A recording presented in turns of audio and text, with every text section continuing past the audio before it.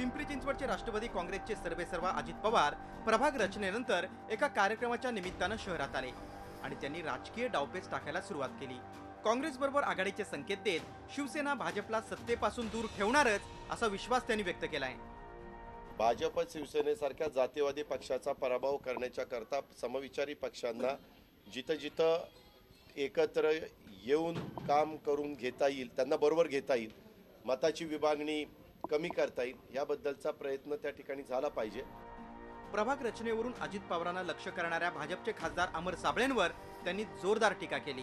यापुढे आपण आक्रमक राहणार असल्याचं अजितदादांनी स्पष्ट केलंय। आता आपण विरोधी पक्षात नाही तर सत्ताधारी पक्षात आहे, हे कुणाला पटेल का? किती हास्यास्पद आहे।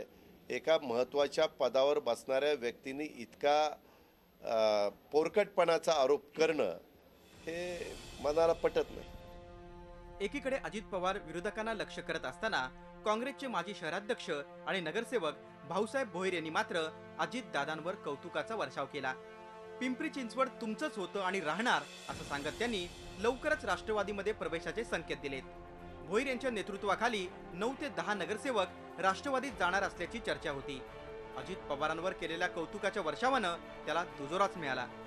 पवार साहेबांनी संपूर्ण महाराष्ट्राला दिलं, पिंपरी चिंचवड दादा हे तुमचं आहे आणि तुमच्याकडे लागणार, आणि पिंपरी चिंचवड हे तुमचं आहे, तुमचं होतं आणि तुमचं राहणार आहे। एकंदरीतच महापालिका निवडणुकांचा पट आता सजलाय आणि येत्या काही दिवसात या पटावर राजकीय डावपेच पडत राहणार हेही तितकंच खरं।